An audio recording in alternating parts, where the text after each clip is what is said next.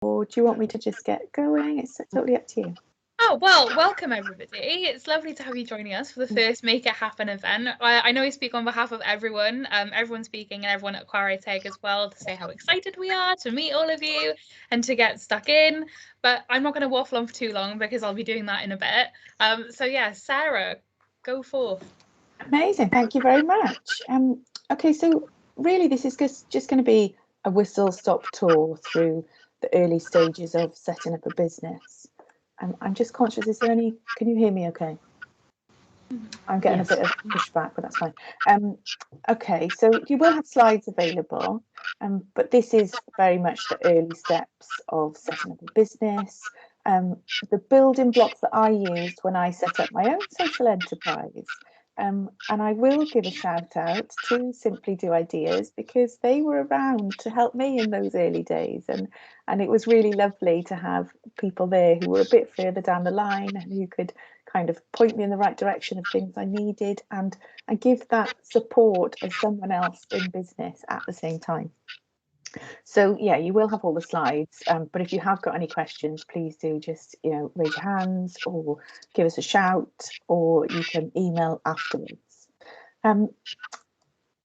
So really for me, I'd been to a lot of formal business workshops, but I'd often come out of them feeling overwhelmed or put off by phrases like executive summaries or competitor analysis and think, I don't know what to do. I just want to do what makes me feel good and earn money doing that.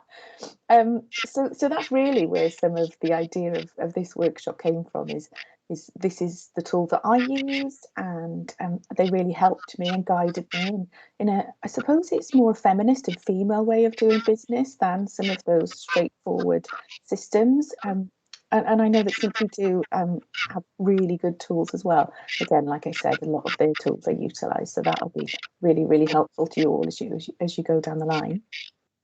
But before we go into that, I wanted to introduce our amazing businesswomen, our role models, and so that we can have a chat with you and learn a bit about what it was like for you to be a woman in business. So we've got Gwynn herself, who is the owner of the Handmade VA. And Caitlin works as a virtual assistant and a business cheerleader. I love that. I think that is the best intro. We've also got Paula Burns, who's an award-winning wedding planner and venue stylist, and I can see that from your background. And we've got Helen Corsi-Cadmore, who is an award-winning business, fertility and mindset coach, who's passionate about helping others to succeed. So welcome all of you. Do you want to just give a quick intro to yourselves and tell everyone what it was that inspired you to go into business? Oh, I'll start. I took the silence from everyone else being, oh yeah, let's go. So yeah, as mentioned, so I work as a virtual assistant, and basically it depends on who you ask, but I'm essentially offering assistance virtually, so helping small businesses and solo entrepreneurs with things like administration, like techie related things, and basically getting them organized and set up so that they can run their businesses in a way that works for them. I also do copywriting. I'm about to start offering mentoring, and I've really loved the freedom to follow my interests and passions and kind of follow things that feel good. I'm still in my first year of business, and it has gone by like unbelievably fast. I always knew that I wanted to run a business. My parents are both self-employed and have been since I was really, really young, and they were always encouraging me to go and do my own thing. But what I really struggled with was narrowing it down and trying to work out what I did want to do. So I ended up kind of bouncing from job to job, jobs that I liked and jobs that I was fairly good at, but not really feeling fulfilled and not really kind of feeling like I was following my purpose and all of that kind of deep and meaningful stuff. So it kind of all came to a head over COVID last year, which I think a lot of us might relate to this, but I had that real time of reflection over COVID and being like, what is it I want to do with my life? Like, what am I doing? And when I was put on furlough, it kind of really exacerbated it and kind of brought everything to a head. And I did what any sane person would do when faced with a really big existential question, and hopped on Google and fell into like a Google rabbit hole of like looking for ideas. What am I going to do? And funnily enough, a friend of mine had just started being a virtual assistant and was really loving it, and loved the fact that her business fit around her life rather than her life fitting around her business, and she was really passionate about it and basically encouraged me to give it a go. So I hopped online, was networking in Facebook groups and things like that. And then things snowballed really, really fast from there. I got my first client a few months later. I found a mentor that I worked with who was really instrumental in giving me like the confidence to go forth and do it, and to use the skills that I was like good at as well, because I love a spreadsheet. I love getting organized and doing all that kind of thing. So being a virtual assistant had really like appealed to me. Yeah, and when I had my first client, I asked work if I could go down to 4 days a week and then 3, and then I quit earlier this year, which was the best. Yeah, and it has been a challenge. Don't get me wrong, a massive, massive learning curve at every point, but I wouldn't change it for the world. And it's been amazing to be involved in an event like this, where I can hopefully encourage you to like go forth and like find your own thing that you want to do. And to just do it. I think I wish I'd started earlier, and I really hope that in sharing my story very briefly here, that yeah, I hopefully give some of you the encouragement to go forth and do it as well. Oh, that's amazing. Thank you so much. I think there's a lot of points there that we're going to come back to as we go through the workshop, because there's a lot of things that you've raised that will be really similar for lots of people. In particular, what you're doing, being a virtual assistant is so important, because for people in business to recognise the help that they need is crucial, isn't it, to everyone's success. Yeah, okay, well, sure. thank you. Paula, can we come to you next? Yes, hi everyone. So my name is Paula, as you've heard.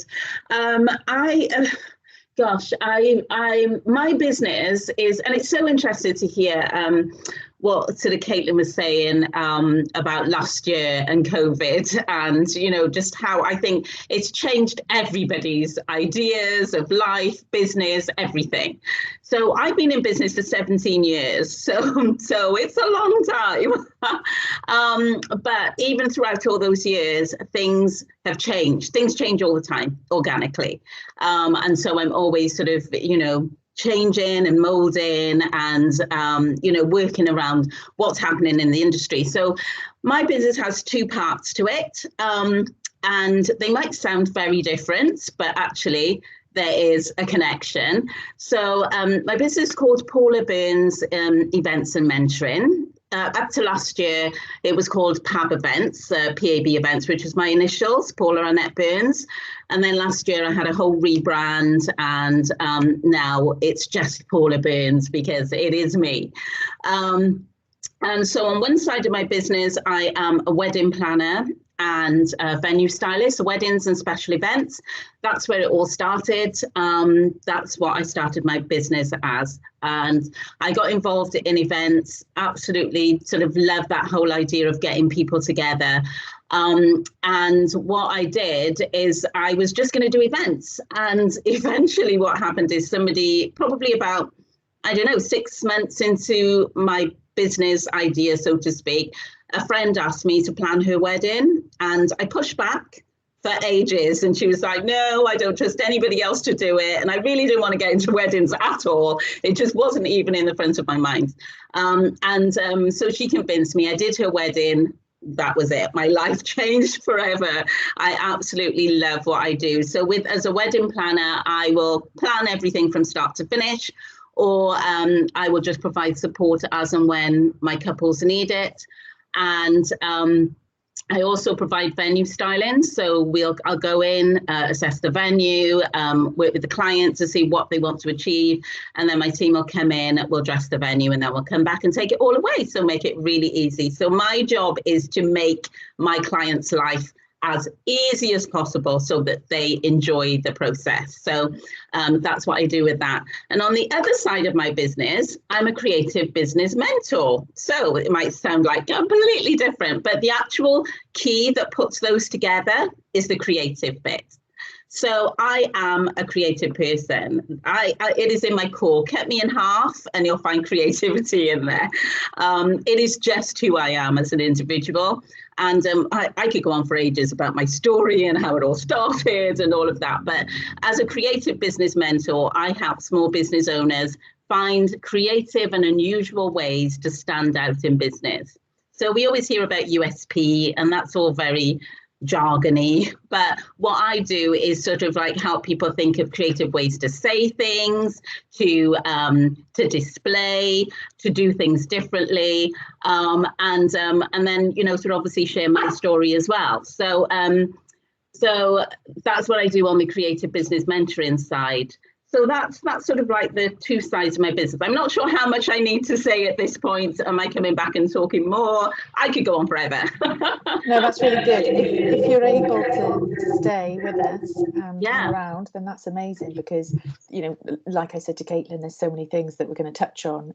You know, you mentioned USP, for example. That again is one of them phrases that, you know, it's just a language to put people off and kind of make them feel nervous. But I think what came across in what you said to me is that you know exactly what it is that your business does, and you said that in the shortest possible words, and it's about making life easy so that people can enjoy their event. If anyone said, what's your elevator pitch, you've got it in one, haven't you? I know. I love what I do. But the other thing I've also wanted to mention is that obviously with COVID last year, the whole online thing exploded, and I provide online support. So people who are anywhere then, it's at the moment, it's just sort of nationally. So wherever they're based and they're planning their wedding, they can just chat to me like this one-on-one. We can go over what they need to do, what's causing them to lose sleep, all of that type of thing. So my online stuff has blown up as well. And that's another point I wanted to raise, actually, is that, you know, you said you've been in business for 17 years, and that it's about changing and responding to your industry. And that is such an important point, because, you know, it isn't easy to be in business for that length of time and continue to have to adapt. But you've obviously learned how to do that. And so it's really, really helpful to all of the people who've joined us today, so that they can think about how they would adapt their ideas. Yeah, absolutely. Thank you. Okay, if we could come to Helen. Hello. Paula, you're so vibrant, aren't you, Caitlin? I'm like, right, I need to pick up my vibrancy level now. So my background is really, really varied. Oh my goodness. I've worked kind of all over the world. I've done lots of things. But I've been in business personally for 10 years as well. My biggest success story is the retail brand Tiger. Now, if you know the retail brand Tiger, then you'll probably love it. It's all the things you definitely don't need. You come out with all the stuff that you want at that moment. And I was very fortunate to be very successful in that brand, and I opened 9 stores across Wales and Bristol, and we turned over about 6 million. And I sold the business about 5 years ago, and I came out of there thinking, oh my God, what am I actually going to do now? Because it's a retail brand, and I loved it, absolutely loved it.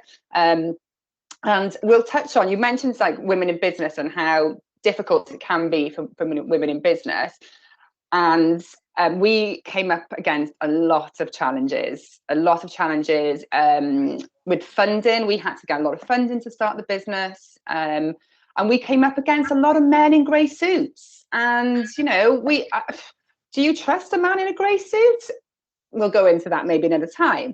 But yeah, it was a really challenging time for me to get that money. We were turned down by loads of businesses, Business Wales at the time, lots of high street banks, you know, but our passion and our tenacity made us succeed. And one thing I will say is just keep at it, because somebody out there will be interested in you and your brand.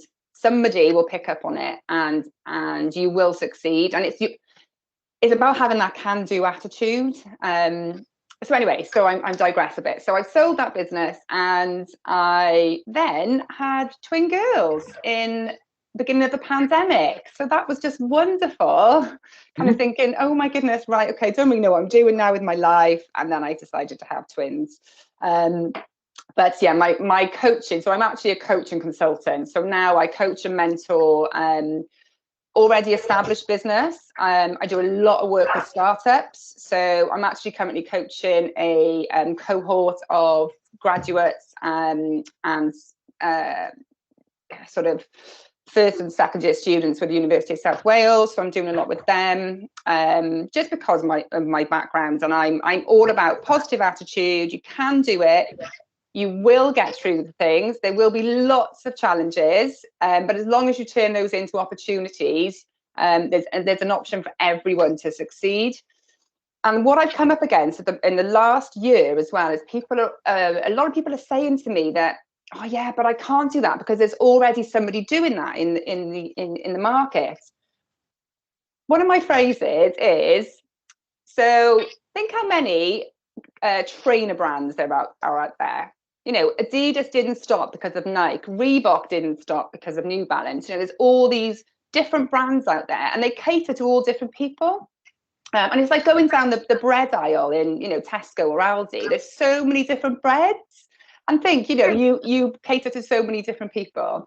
So yeah, so I'm a business consultant, coach, and positive psychologist coach as well. So I'm all about a can-do attitude and getting you through the tough times. You know, you will come up against fear, you'll have the rejections, the limiting belief, the imposter syndrome, all of that.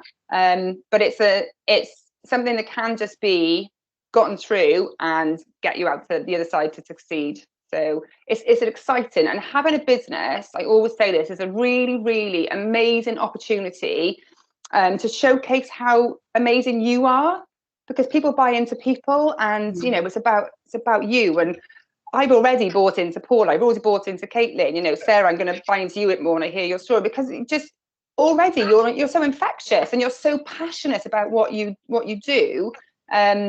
So yeah, you know, and I've got so many ideas all the time floating around in my head all the time of these things, you know, we could do. So yeah, amazing. Thank sorry, you so much. Gone off on one there a bit. I think we could have continued to listen, because your story is amazing. You know, you've gone through a massive business growth and then huge changes in your life. Yeah, you know, having twins alone is huge, and yet let alone then, you know, having to be a new mum in lockdown. That's exactly. Yeah, and it's all about mindset. That's for me. It's all about, you know, flipping your mindset and turning it into a positive one to get through things. So definitely, yeah, I'm going to come on to lots of those ideas. You know, things about the challenges that you'll face, how you have to, you know, continue to believe in yourself and tell yourself, you know, that you can do these things. Absolutely. And how you turn around some of those difficulties into a positive, into an opportunity. But what I'd like to do is just come back to some of you as we go through this, if that's okay. And then, but for now, I think it's a perfect segue, because you said about constantly having lots of ideas. And Joseph is here from Simply Do.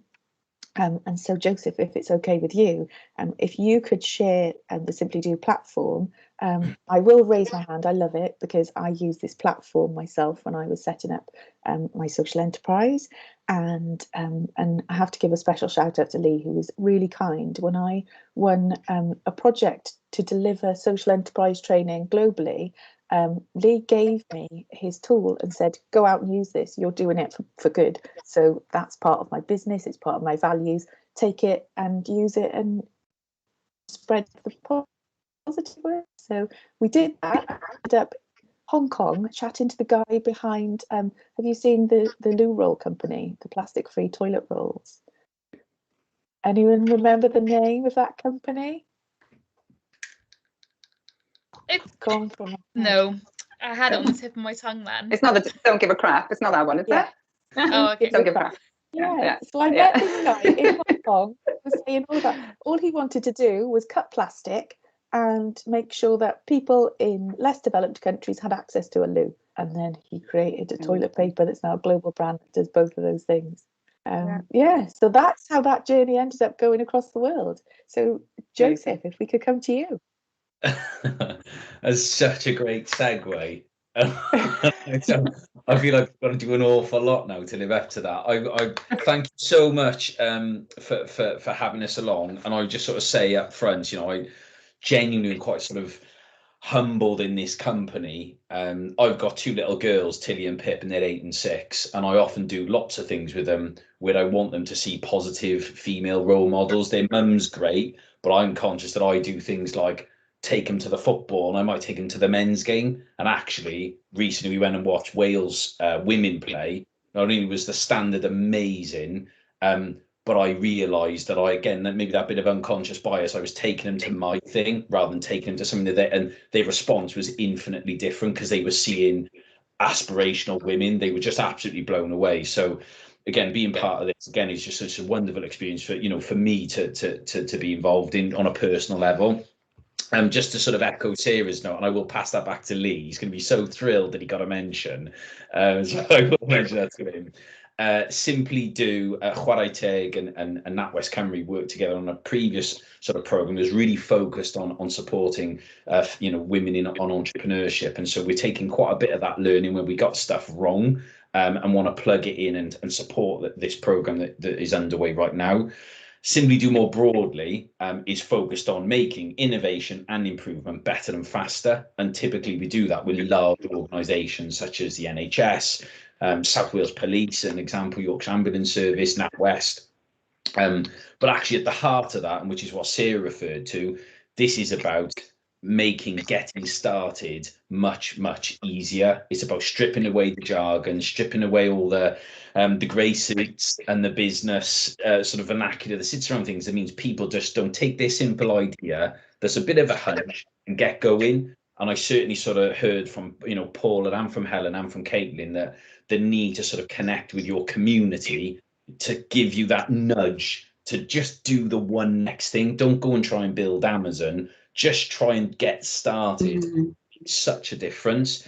So really the digital platform that we've sort of tweaked just to support this particular piece of work is really focused on keeping it really simple and connecting this community as well as the community that grows thereafter. I'm going to sort of show you what I'm talking about. I will pop the link to the platform in chat. I'll do that now. You can leave that for a sec. I say leave a second, click it anyway. But I'll just do a short whistle stop tour for 60 seconds about what it looks like and what you can expect. So bear with me a second. I'll just drop that in the link in the chat. So that's up and away now. And I will just screen share very briefly. He says, oh, and lo and behold, he's not going to let me screen share.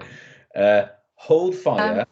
Give me a moment, Joe, just in case. I'll just check to make sure you're a presenter. That might be the reason. So just give me a sec. Okie doke.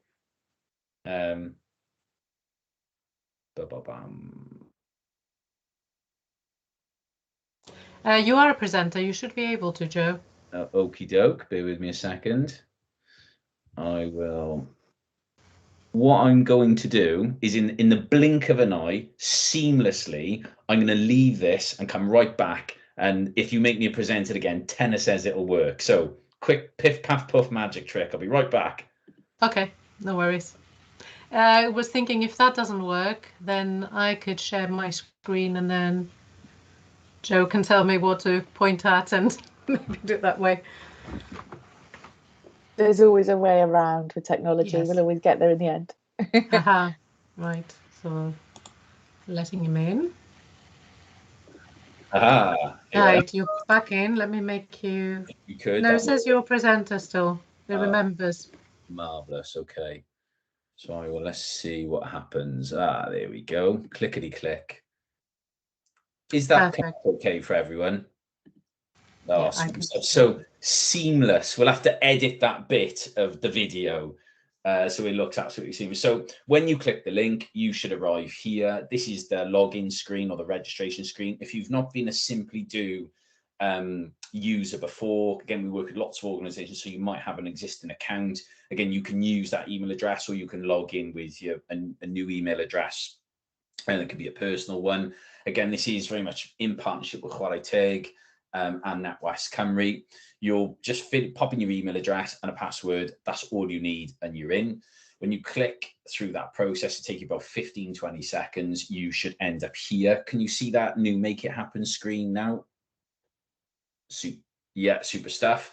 And again, there's a short explainer video that tells you very much around some of the things that we see as a challenge in getting started. So confidence is one that's been mentioned this morning, and that entrepreneurial, what we would call self-efficacy. Again, this is often a barrier. Confidence, have you got time? Have you got money? There's lots of other pressures that get in your way. Actually, this is about giving you a really safe digital space. You can go on your phone. There is a mobile app as well if you want to download it. That's up to you. I often use it on the desktop. You can go on your phone. You could be having a cuppa at home. You could, again, I know what family life is like in between, you know, putting the kids to bed and doing a million other things. So do you know what? That idea that I got in my head, I just want to get it down on paper. And maybe if I could share that and validate some of those things with a like-minded community, people will suggest things that I haven't seen, or maybe say, why don't you try this, and give me that confidence that I'm perhaps looking for. So there's a nice little note here from Adele Stewart, who was part of the program previously. And again, it gives you a couple of options. You can view, like, and comment on ideas contributed by other people in this community that inspire you. And that could just be about supporting other women to get going with their idea. You can get started on your own, and you can submit it when you're ready. When you submit it, the idea that you create as you're drafting it is completely private. It's entirely, you know, it's yours. You keep working on it. When you submit it, it goes to our, if you like, our internal team at Chwarae Teg and our Simply Do, and we will just pin it and make it available for other users of the platform to go in and first view your idea. It might inspire them to like your idea and to comment on it. And often you find people incredibly supportive. And again, you've got a fantastic room of role models and other business experts who can often just give you a nudge and say, this is really good, you know, get going with this. Or they might say, have you thought about, and link you to another opportunity. So it's a great place to do this in a really light touch, early stage way. If you click on view other ideas, there's only 2 in the pot at the moment. So you're right at the start of this, which is exciting. There's an example one that we've included. And again, I'll just hop into there. You can see that I could leave a comment, or I could like it as well. Hey, why not? I'm here. I'll give them a like and support them on their journey. Have a look at the example idea. I can give it a short title. I could do a short description, perhaps say to the wider community the sorts of things that I'm interested in, people maybe touching base with me on, maybe networking opportunities to collaborate. Maybe there's a partner who's doing something similar to you, that actually to have a partner in crime would be great. Maybe you've got a cool logo that maybe you haven't created like this, but you might have just sketched it down on the back of a napkin, take a picture, upload it. Or you might have a little video of you in action at a conference, or maybe doing something with family and friends with your product or service you've got in your mind's eye. Really quick and simple. I could leave a comment to that person and say, hey, great stuff, really impressed, keep going. And again, I can respond to other things on there as well. The format for creating my idea, again, is really, really simple. Not lots of business jargon. I just click create, and off I go. Often, and I don't know if it might be something that Helen sort of has got recent experience of, we really struggled to name our children beforehand. And then when they were born, we went, scrap all the names we had on the list, because none of them fit this person who's now here. Let's give them that. So naming your idea can often be like naming a baby. Sometimes you actually have to describe it, think about some of the guidance, maybe sketch something down, and then you think, do you know what? Now I think I know what it's called. Whatever you submit, you can always unsubmit it and keep editing and tweaking and changing it, because it is a really organic experience. If you're not doing it by yourself and there's another person you may be creating that idea with, add them as a collaborator to your team as well. Finally, there are some groups you can get involved in. These are going to be very specific around the different regions that this project is launching in. If I hop into Southeast Wales today, I click in, I can join the group. And when I join the group, I can view other challenges that are launched in the platform. Again, it's just this one Make It Happen challenge that's there at the moment. I can click on the member list, and I might say, oh, Natasha Graves is a member in here. She's doing some great stuff with art and with concrete. I want to pop Natasha the message. Maybe Helen has joined the community and you love what she said today, and you want to pop Helen a message and maybe get in touch on some of the things that she was talking about. and perhaps you just want to get involved in a sort of wider discussion that's very focused on South East Wales women exploring sort of entrepreneurial opportunities and early stage ideas. Again, it's completely open, access as much or as little as you want. I think I've hopefully covered everything in a bit of a whistle-stop tour. And again, the link to access should be in the chat as well. So I will stop sharing if I can. There we go. Clickety click. That's amazing. Thank you so much. That's okay. Sorry, any old Iron Man is going past outside my house. If you could hear that. Yeah, that was really, really useful. And like I said earlier, I've used that myself because, you know, if you're an entrepreneurial person, you've always got an idea. And this platform is really, really helpful for you to kind of get that idea off of could this work, into actually, these are all the reasons it could. Here's the things I want to look at a little bit more. You know, are there any other people who are interested in something that I could collaborate with? It's a really, really helpful tool. So thank you, Joseph. Can I just say, when I was starting business a long time ago, there was nothing like this available. Absolutely nothing to me. And it's such, and there's lots of, I'm a member of lots of things, but to have the opportunity to have these kind of platforms and get the support, absolutely use it. I think it's great. Absolutely brilliant. Well done, Joe. Thanks, Helen. Yeah, it's brilliant. Okay, I'm going to do the next challenge and see if I can connect my slides. Okay, have you now got me? Can everyone see that? Okay. Amazing, thank you. Yeah, if Alexia and Caitlin, if you can just be my wing women, that would be amazing. Thank you. Okay, so these are just a couple of people that I wanted to add to inspire you as we moved on. They're both people who have actually won awards through the Chwarae Teg Women Inspire Awards for their own businesses. And I'll send you some links later to who they are and a little more about them. I'm just conscious of time. So yeah, a thank you to Chwarae Teg, Simply Do Ideas and NatWest, and a special thank you to Emma Tamplin, who organised all of this and was a real champion for me in Chwarae Teg when I was first setting up my business. She'd normally be here leading us through this and introducing me, but she's off poorly because she's broken her wrist and realised that she can't work and type with one hand. It's too stressful. So she's having a well-earned break. So yeah, a little intro to me. If I can do it, so can you. I got into business in 2013 after I'd become a new mum, and I was made redundant from a job that I loved. And that was really devastating because I was there with a 12-week-old baby thinking, well, what do I do now? I don't want to be, you know, just a mum. It was a lovely experience, don't get me wrong, but I still wanted to continue with my career, and I didn't see at that time, you know, around 8-9 years ago, any opportunities to kind of work flexibly, to work part-time. That, you know, that was really hard to come by. When I first used to present about it, I said it was like, you know, finding that golden ticket in Charlie and the Chocolate Factory. You know, there are much more opportunities for flexibility now, but they just weren't available back then. So I decided to think about what I could do to juggle family life and also continue to do the things I loved, and use my brain and make some money. You know, that could be you. We've heard people who have experienced things like this in COVID.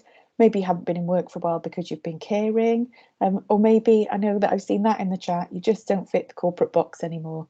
I had that realization when I was working for a large company, and I sent a massive complaint list and petition signed by hundreds of employees to the CEO, and was like, yeah, I don't think this place is for me anymore. I need to be doing something where I've got more control.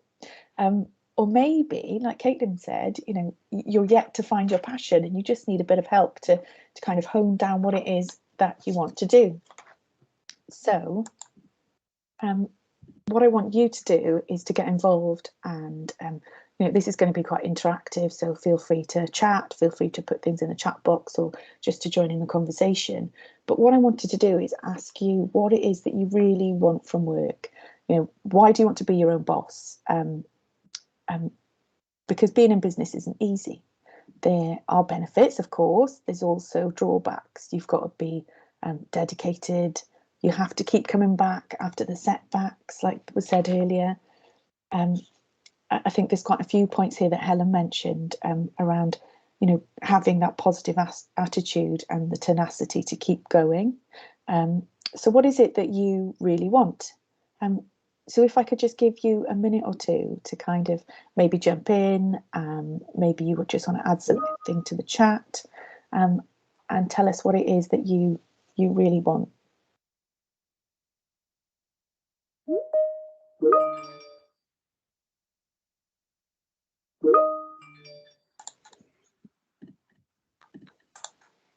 Caitlin, I'm going to ask you to kind of read out anything in the chat, if that's okay, just so I can not mess up my slides. Yeah, of course. We've had some lovely answers in here. Helen said enjoyment, which I think is probably mine too. Lowry said fulfillment. Love that one. Paula said freedom. I think that's going to be like a big one we can all relate to, I think. Natalie said passion for something I want to do. Jane said be able to put all my ideas into practice. Yeah, I'm the same. I've always got like something going on in my brain. So yeah, being able to do all the things is definitely a big one as well. And Paula's added another one, to do something I'm passionate about. And oh, Laura, I love this one. Self-reliance. I think I don't know if anyone had this, but like you realize, especially over COVID and a lot of people being made redundant, that actually jobs aren't maybe as secure as we maybe think they are. So yeah, self-reliance is a big one.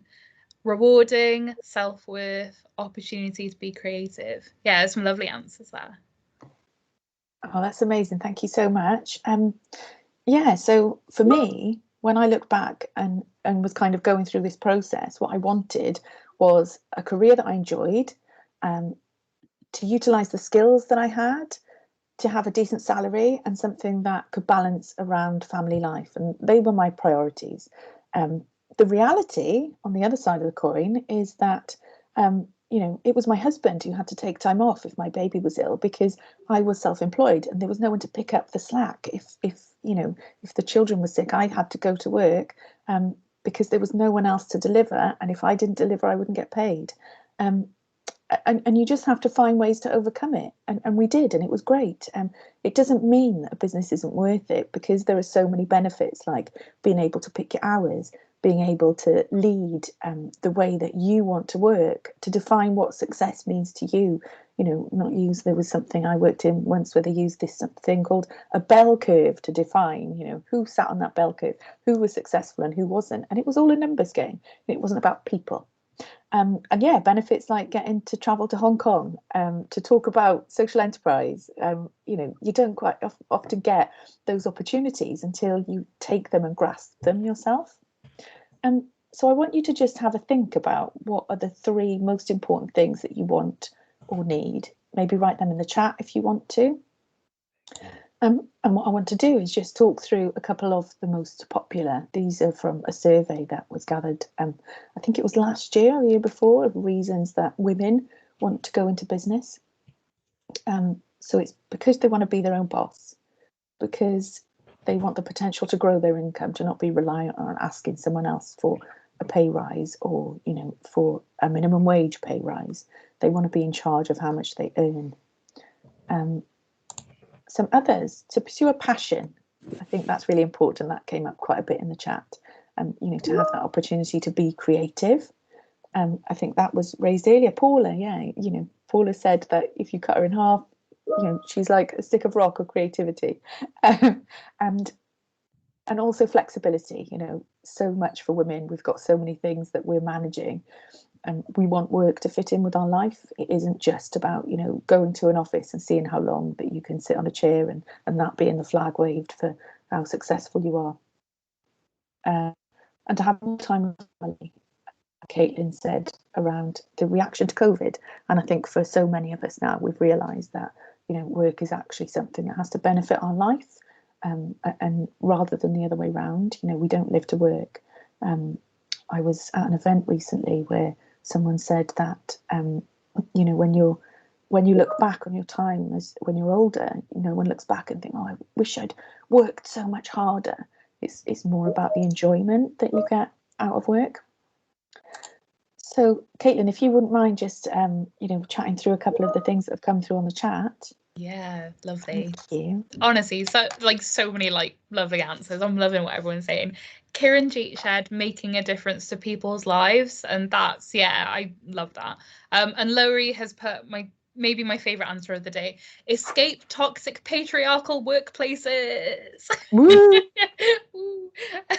James listed creativity, control of my destiny, responsible only to myself. And then Kieran Jeet's added, yeah, owning your future. I love that. Helen shared flexibility, working to live, not living to work, being the best version of yourself. And Kieran Jeet's shared some more lovely words here. Money, which I think is still like a little bit of a taboo, but I'm glad it's been like brought up, because I think talking about money, especially as women, is so important. Progression, freedom, and happiness, another big one. Amazing. Love this. I think it's really important actually to touch on money, because it isn't easy as women to realise our own self-worth, and then to have to translate that into what your time and your effort is worth to someone else. And there's a story that a friend of mine told me a year or so ago that I wanted to share. And she said that she went to a pitch for some work, and it was a client that she didn't know. It's quite a big production company, and she went into the meeting and they said, right, okay, these are the things that we'd like you to do. Are you up for it? Here's the amount we're going to go for. And the amount that they mentioned, she said she was gobsmacked. She didn't know what to say, because it was a price that she'd never imagined that she could earn. And so she stayed silent for, I think, about 30 seconds, maybe a minute. She just wanted to gather what she had to say. And in that time that she was silent, they were like, okay then. And they offered her 20-30% more than the original quote, simply because she stayed quiet. And she said, whilst internally she was thinking, oh my goodness, this is amazing, because she didn't say anything out loud, the silence interpreted as, okay, she's worth more, we need to give her more. And I share that story because I think quite often, we'll say yes. Women are good at saying yes to lots of things, but the more you say yes, sometimes you devalue yourself and what you're actually worth. And so, yeah, that's just something that I wanted to share. I don't know whether any of our business women have got any experiences of what it's been like to kind of, juggle money and income, and how you've put a price on what your product is and what you sell.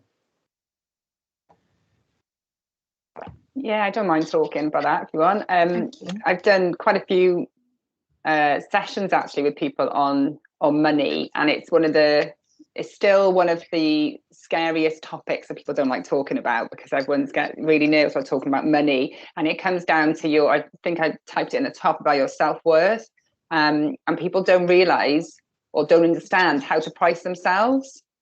And it's really important, because you said it there about devaluing yourself. So when I was starting my coaching business, what I do now, I kind of looked at it and thought, right, what experience have I got? What can I actually bring to people? What results can I get? And I price on what I think I am worth, not what other people are doing. Because then you start to get sort of comparisonitis and all of that. So yeah, always come back to what you think you're worth, and your worth should be up here, because it's all about being having that, you can do it, you do have the experience, you do have the services. So yeah, always price more than you think you're worth as well. Amazing. Thank you. That's really, really helpful. Yeah, I would definitely agree with that, Helen. When I do my creative business mentoring sessions, and that is one of the main things. Everybody gets really worried about how much they're going to charge, and whether and they get so caught up in it that they forget it is about how much are you worth and how much are you willing to accept, because they're like thinking, well, so and so's doing that, and so so if I sell it at that price, maybe I'm that, and yes, you've got to look at your competitors of what they're selling and what they're doing, but also looking at the complete picture in terms of just how amazing you are and what you bring to the table. To remember your past attributes, because I think sometimes when, as a business owner, when you just start your business, you forget that you're not just your business, you're all the things that happened to you prior to setting up your business. So all the experience that you bring to the table now is what you're bringing into your business. Like, I worked in a corporate environment for 20 years before I started my business. So, I was a business analyst, I was a project manager, I did my MBA while I worked full time in my business. I sang in a band, I did amateur dramatics.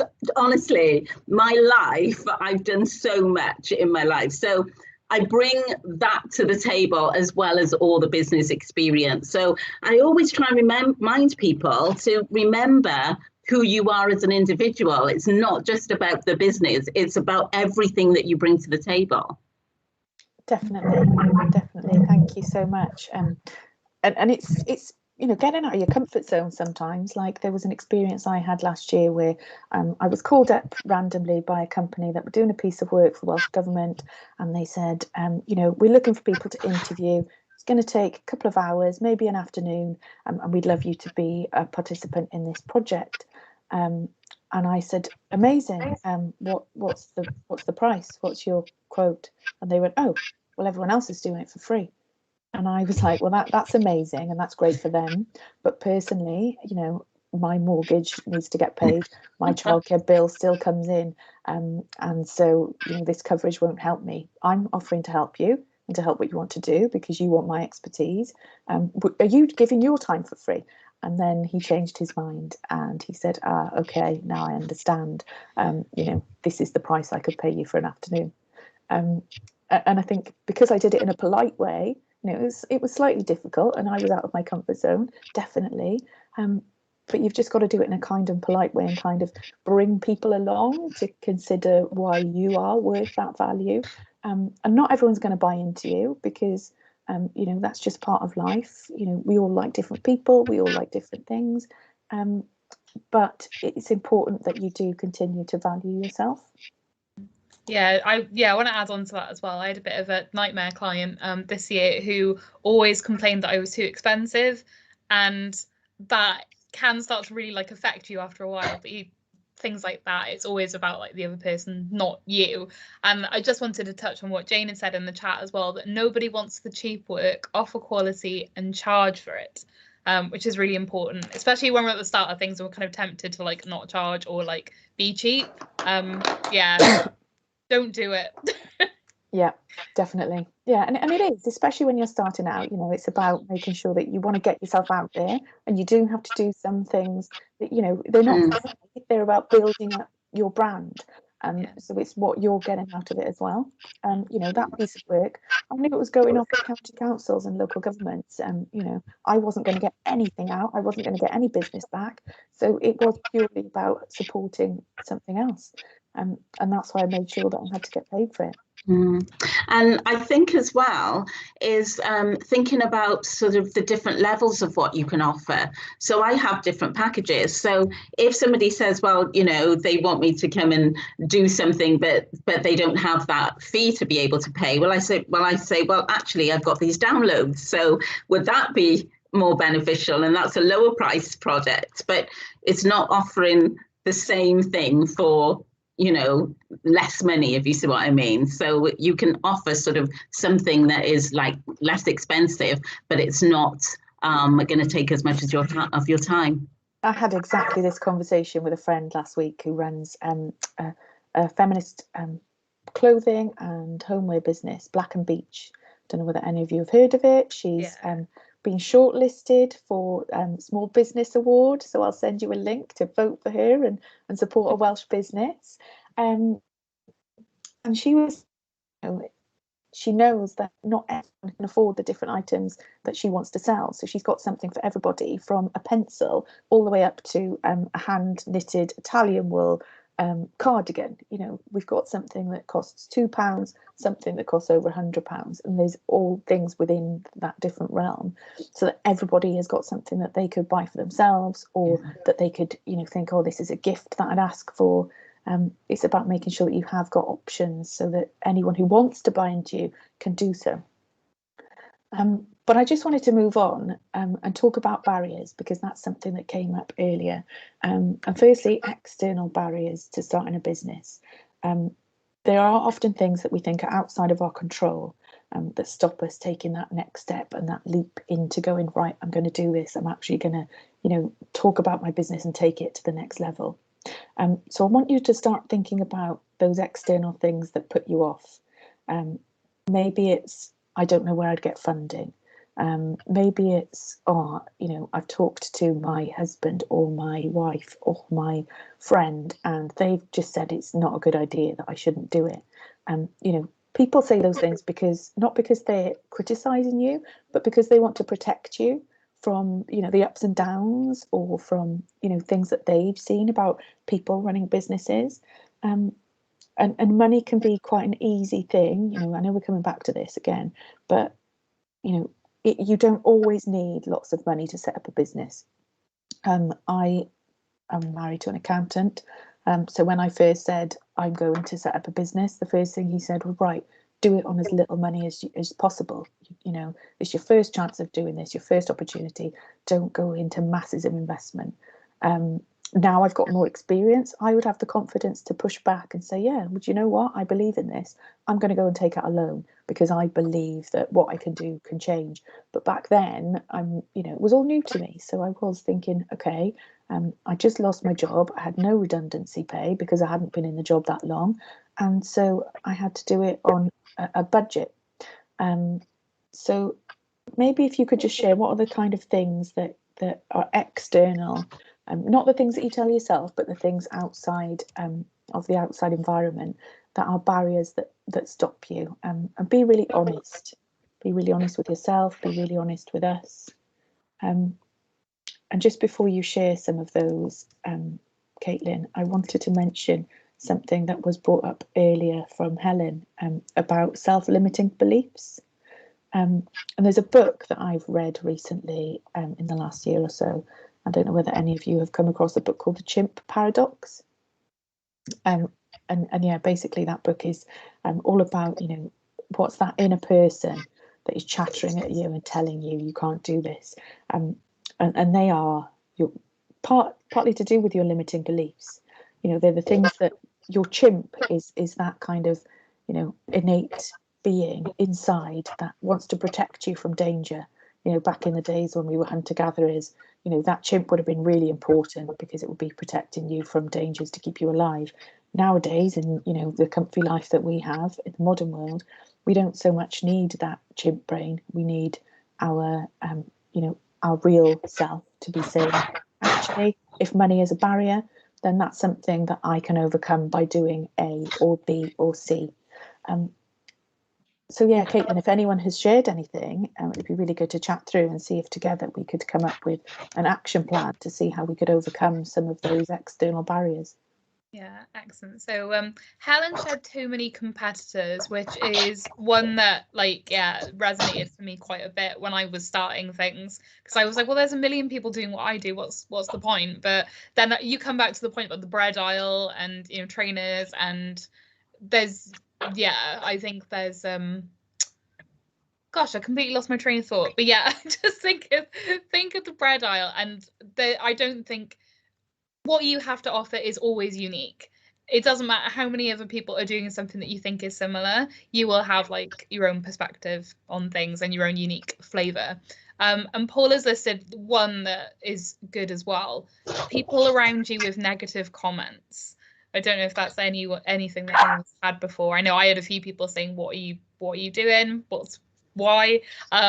But yeah, that can be quite a big external barrier. Has anyone else got any others to share? I think the funding one that you touched on, Sarah, as well, is quite important. Yeah, there we go. Not having a supportive environment from Kieran Jeets. Not everyone understands creative or business mindset. Okay, that's a really good one actually for us to think about.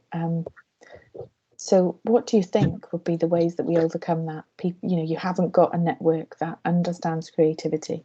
The first thing that I would say that comes to mind for me is that now you have You've got the Simply Do platform where you can find like-minded people, and as long as everyone's okay with it, you can share email addresses and contacts, social media handles with everyone who's in this group today, and that is the start of your network. And it's about taking that step to be brave and say, actually, I really like what that person said, so I'd like to get their contact details, and I am going to get in touch with them, and I'm going to have a chat with them, because and people are happy to be asked.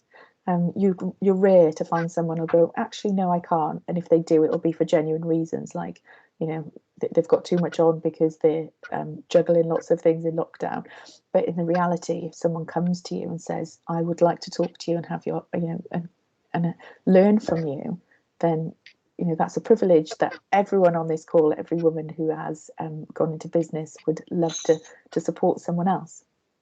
Any of our other entrepreneurs who want to share anything on that? I just want to really that was really crucial for me when I was starting out, was finding people to run with who got it, and where we could say, oh God, I've had a rubbish day today, like it's been really hard, and also to celebrate and say, oh well, I did this thing today and it was really good and it was really fun. So having people that you can like run with, and having that support is so important. And as soon as you start kind of surrounding yourself with people who do get it, I think you'll find that the people who don't get it, you don't pay them as much mind, because you have that really like solid support network and a solid kind of well to draw on when you're feeling a bit rubbish. Amazing, thank you. Is there anything, Helen or Paula, you want to share? Yeah, exactly. I would agree with Caitlin. Is to find your tribe. I call it finding your tribe. I spent so much time in the early years of my business just getting out and networking and finding the people that I resonated with, because you will feel it. You will feel your people. Your people will feel you, and you will feel them. So you just need to get out there, to network, to talk to different people. And then you will get to a stage eventually where you are so strong about your feelings that negative comments are not going to worry you. So you will get to that stage later on down the line where people will say negative things, but it just will not even faze you, because you have your tribe, you're strong inside, you know where you're coming from, what you're doing, and for me, I think, I'm so passionate about life itself and living as the person that you should be. And I will always remember somebody saying to me, I mentioned earlier that I was in a band, and I was in a band for 10 years. And I did that alongside, all the stuff I was doing, like working full time and whatever. And I remember somebody saying to me, and she looked at me and she said, oh, when are you going to settle down and stop doing what you're doing? And I looked at him and I thought, what do you mean? I'm actually loving life, and I love what I do, and I am just living. And, what people describe as settling down is the mundane for me. It's just like, oh, just okay, do a 9 to 5 and just do, and if that's your thing, absolutely great. But, if it's not your thing, don't get sort of into that place where you feel like, oh, do you know what? I may as well just give up and do what everybody else is doing, because that isn't you. That is so important.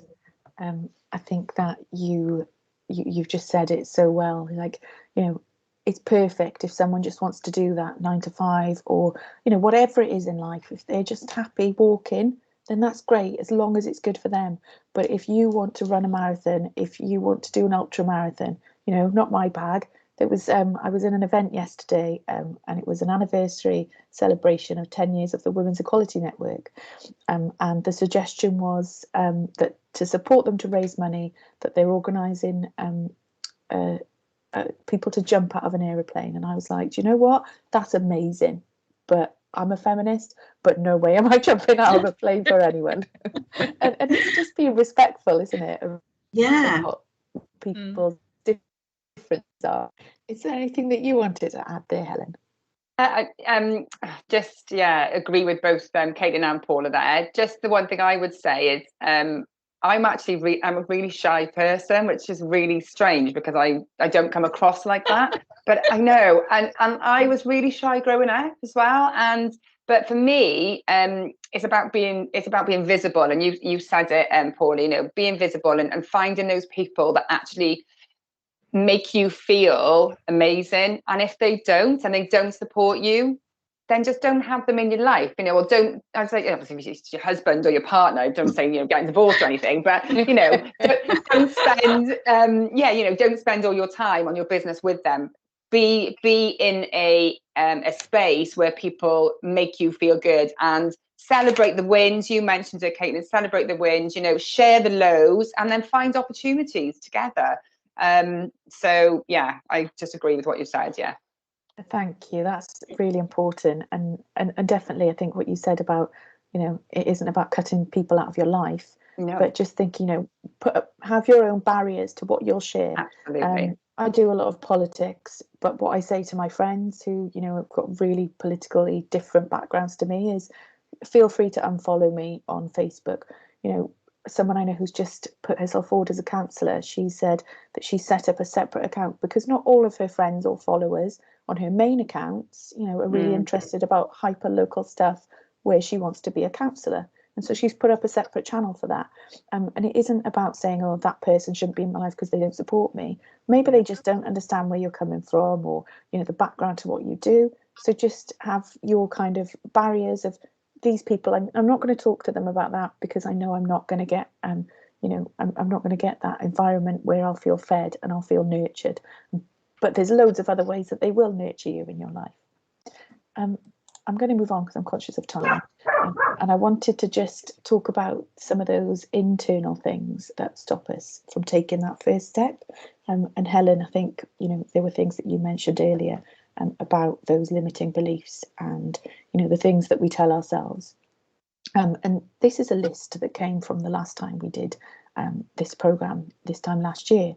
And these were things that people said they feared failure. They'd never got enough time. You know, they've got ideas, but they've got a full-time job, or, you know, they've got someone they care for, and there's just never time for them to sit down and do things. They don't think they're good enough. They're no good at sales. They're shy. You know, all of these things are things that we've all told ourselves.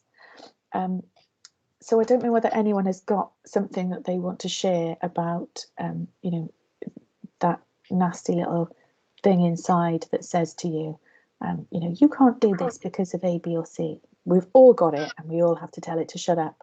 But sometimes it's good to get them out in the open so that we can talk to each other and support each other to come up with, you know, something positive that will turn that around. If there's anything that's come in, Caitlin, please feel free to kind of bring it up. As brought up a really nice one that isn't here, which I resonated with this as well, actually. I don't think I have the entrepreneurial spirit, so to speak. And that was how I felt a lot of the time as well. I was like, well, I'm not Alan Sugar, am I? Like, I'm not like a guy in a suit. Like, I don't understand anything. So that's like that's one that I like and I think will resonate. But for me, when I've been thinking about internal barriers, I think how we speak about ourselves and how we speak about our barriers, not to be like, oh, let's just put a positive sheen on everything and ignore all the problems, but I think how we speak about ourselves and how we speak about the issues we're having can make quite a big difference as well, I think. And I think even if you look at statements like on the side there, I don't think I'm good enough, is there a way you can flip that to, well, I think I'm good enough for now, I'm getting better and better every day. So that's been like a big one for me. And like I said, I'm not trying to faux positivity, like all my problems into oblivion. But yeah, I think that's like a small step you can take that should hopefully start to kind of resolve those internal barriers. Definitely, we'll come back to that in a sec. But I just wanted to add something that kind of is linked to that. Of a few years ago, I did media training. It was excruciating at the time because you were given a topic and then you were given 5 minutes to come up with what would be your response to that topic. And then the guy who was doing the training would do a TV interview with you as if he was, you know, BBC News presenter. Then he'd do a radio interview, and then he would take notes as a print interview. And then the group that you were with would watch your video back and listen to your recording back and give you feedback. And I just remember going through that whole experience thinking, oh, I'm really serious and everything I say is so serious. And that was the feedback that he gave as well. And then I look at people, you know, like it was something that Helen said earlier of, oh, you're so bouncy, I need to be bouncy. And I was thinking exactly the same. And then I thought, well, hang on, if I'm serious, what's the reason? Why am I being serious? You know, what is it in me? What are my personal values that come across? And then yesterday I did a presentation that really kind of brought that back, and I wanted to just share a message that came through on Twitter from someone who was watching that presentation, because it kind of showed that when you talk to your values and you understand your own values, then actually things come across really well. And someone messaged me that I didn't know and just said, I've watched the event and I want to say how much I enjoyed your motivation, your contribution, because it gave me lots of motivation and it inspired me to go on and do things. And I just thought that, you know, when I took that chance to listen to the things that were stopping me from saying yes to these interviews and to doing that stuff that would get me out there, and I realised that actually there's benefits in being the person I am and not being, you know, like the people I wanted to be like, that actually turns out to a positive and can help you, because it's about understanding who you are and, you know, how you can utilise that in your business and in the work that you do. But just moving on, because it's something that Caitlin raised, is about positive self-talk and turning those things around. And I know, again, Helen and Paula, this is something that you've both mentioned too. So these are just, you know, basic statements that we've all, you know, let's hold our hands up. We've all told ourselves some of these things of, you know, I'm just not good enough. Things don't work for me. You know, nothing is going to change for me. You know, these are all things that maybe there's something similar that you've said, but you've just got to turn that round, because you know, our brain will recognize that the more you tell yourself you're no good, the more that your brain will think, okay, this person's no good. Whereas if you tell yourself every day, you know, my husband, I was like, how can you get up at 6 in the dark every day? You're like bounced out of bed at 6. And he said the first thing that he does when his alarm goes off is thinks, yes, it's another day. And so he wants to get out of bed. And that helped me this morning when I got out of bed at 6 or 5 past. I did give myself a minute. So yeah, is there anything that any of you would like to add?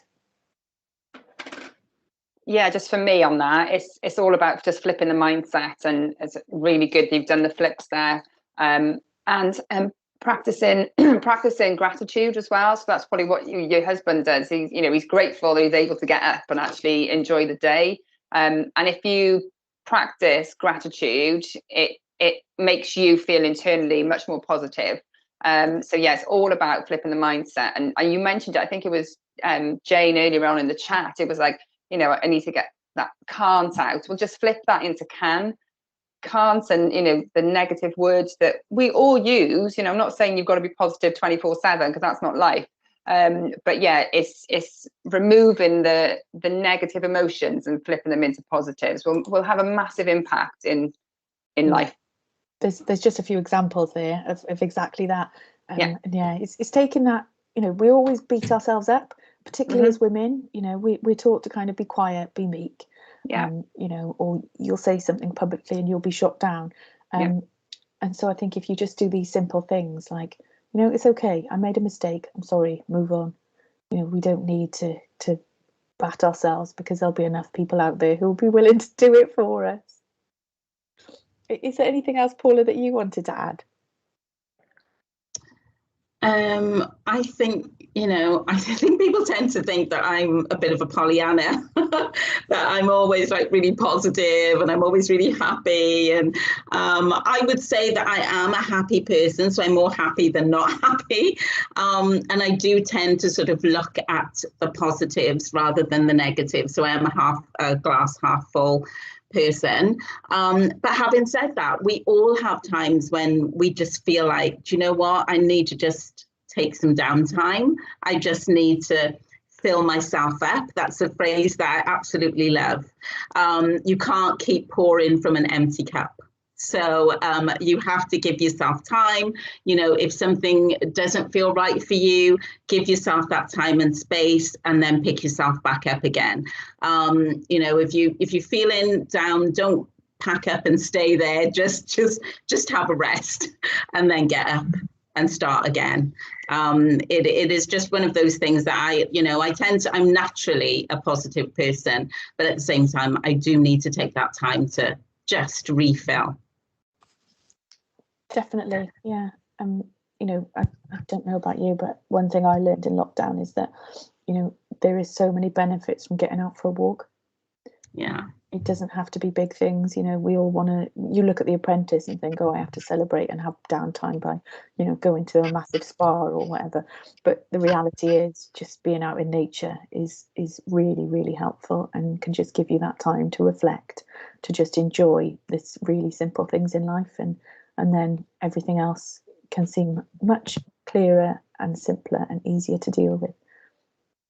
I always have a little walk at least once or twice a week in a forest nearby, because I know that I just love being in the trees and the quietness, and then I'm always able to come back and work quicker and better when I've had that time. So just moving on, I want you to start to think about your strengths and weaknesses. And again, this is something that has come up earlier around turning those things around. So if you haven't got a pen and paper, grab one now. And I want you to quickly start making a list of some of your strengths and some of your weaknesses. And I'll give you a minute to do that. But whilst you do that, I'll just talk you through some of mine.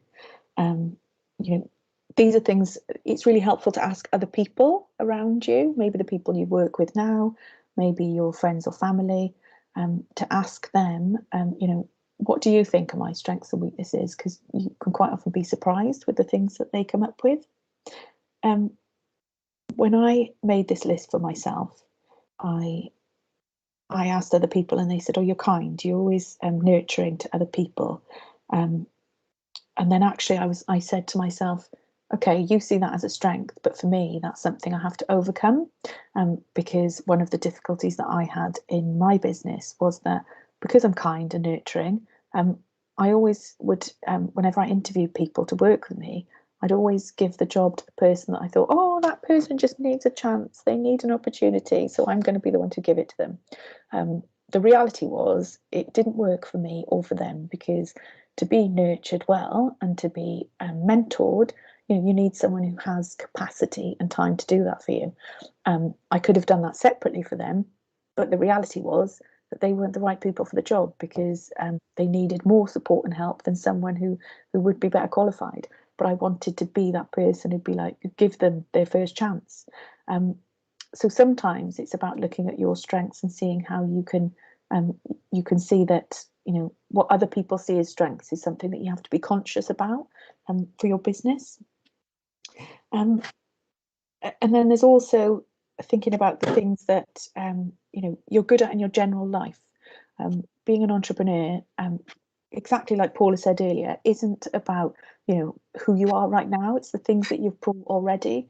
You know, time management. If you've had to get small children to school by 9 o'clock when, you know, they want to do their shoes and their coat zip themselves, and, you know, they need to be fed, but it's the porridge as slow as mine do. You know, you're really good at coaxing people into doing things at a great time. Maybe you're good at managing a tight budget.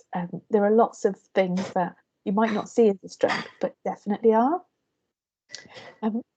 So is anyone happy to share things that they've got as their strengths or their weaknesses that we could have a chat about? Oh yeah, I'm happy to share mine. I think for my strengths, I know that, yeah, I'm creative, I'm caring, I care a lot, I'm full of care as well as being careful, and being flexible and ready to learn. I think I'm always curious and always ready to learn new things. And I think because I have that quality, when I think about my weaknesses, I always kind of look at it as, well, okay, I could look at this as a list of weaknesses or a list of things I can work on and get better at. And I think that's a big part of being an entrepreneur, is learning things and being ready to grow and things like that. I think for weaknesses, I'd probably say, like you, Helen, I'm quite shy and I am not a huge fan of doing like networking things or speaking publicly. I've had like a lot of cups of tea today to try and get me like in the right headspace for this morning. But I'm kind of like, oh, well, I can like work on that. And I think sometimes as well, I get trapped in a bit of comparisonitis. I sometimes rush to do things because I just want to move on to the next thing because I've always got ideas going on. But yeah, I definitely would say look at your weaknesses as like, oh, well, this is just areas of improvement. This is just things I can kind of learn and get better at and things like that. So yeah, I'd be really interested to hear other people's lists. Before we move on to anyone else, I'd really like to come to one thing that you said there about comparisonitis. And I know that, you know, in recent years, social media has been a massive tool, particularly, you know, Instagram for women in business. And comparisonitis is the death of so many brilliant women's ideas, simply because of, you know, they've seen that amazing woman doing it on social media and they can't measure up because they don't have that perfect life or perfect photos or, you know, the ability to speak wonderfully on camera in 30 seconds. So is there anything that anyone could share, or maybe anyone's overcome from that kind of thing? I think maybe Helen, anything that you learned in your business around social media, because I'm assuming that was something important to your business.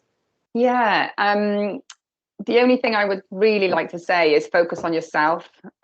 You are the most important thing in your business, not what anyone else is doing. And the other thing is, again, a lot of startups as well, thinking they need to have hundreds of thousands of followers on any social media to make them look like they're doing an amazing job.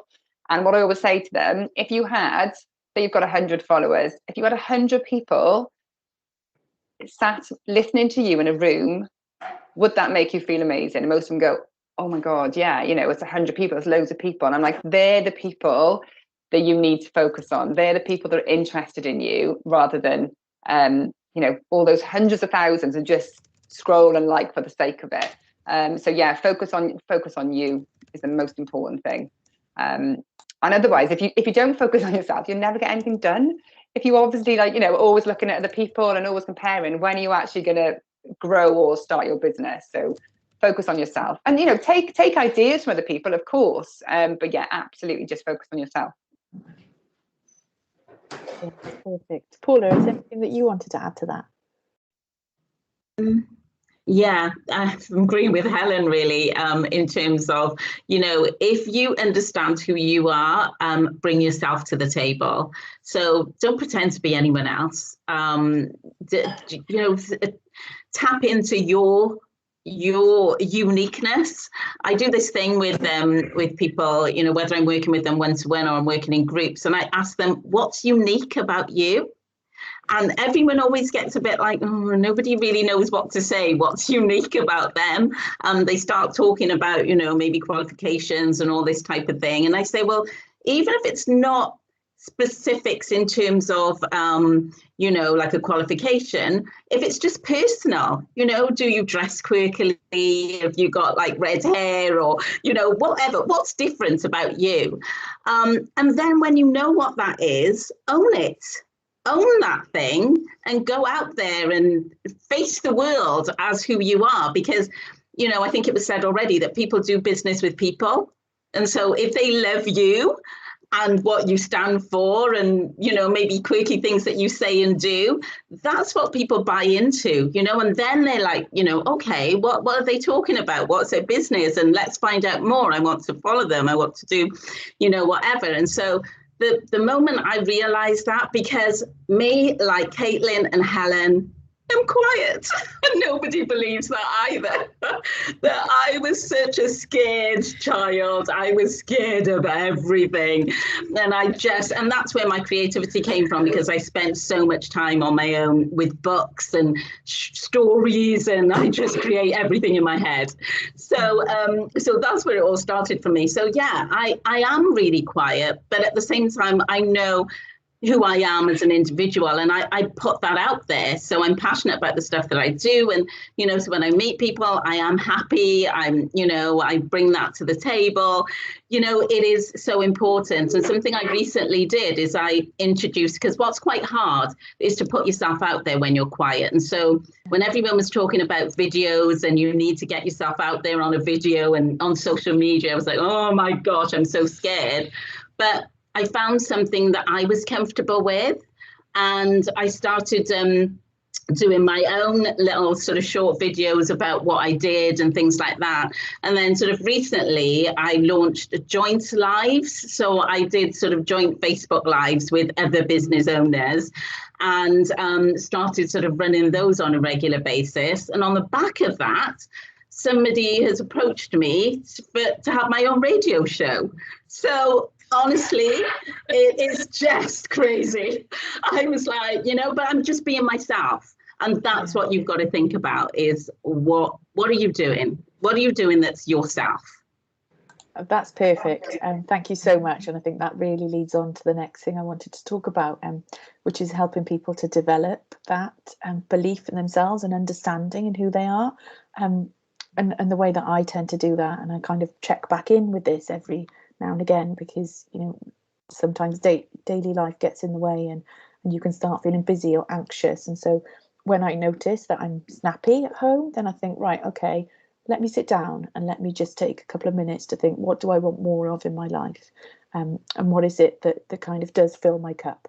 Because it's easy. I don't know if you're like me, but I quite often can find I'm saying yes to too many things. One, because I'm positive and I'm excited and I'm like, yeah, of course we can do anything.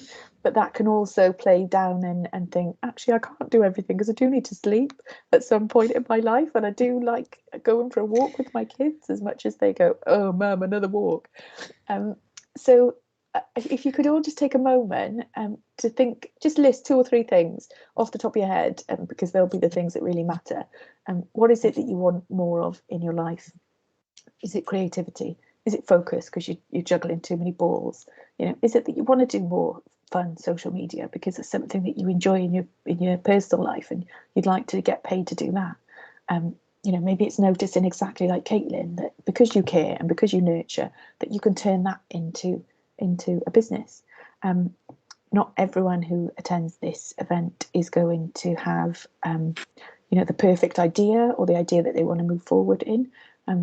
So doing this can also help you to think, actually, if these are the things I want more of in my life, maybe they are the things that will turn into my business. So if you could just make a note of those, and then after that, I want you to also think about the other side of the coin of what are the things you want less of. Is it less overwhelm? Is it less email? Is it less of a 9 to 5? Maybe you work in a supermarket and you think, I want to be in control of my time, not someone else telling me that, this is when you have to be on shift. For me, it's less email. So I find ways around that of, business email. I always have a line on it saying, if you want to get in touch with me, pick up the phone.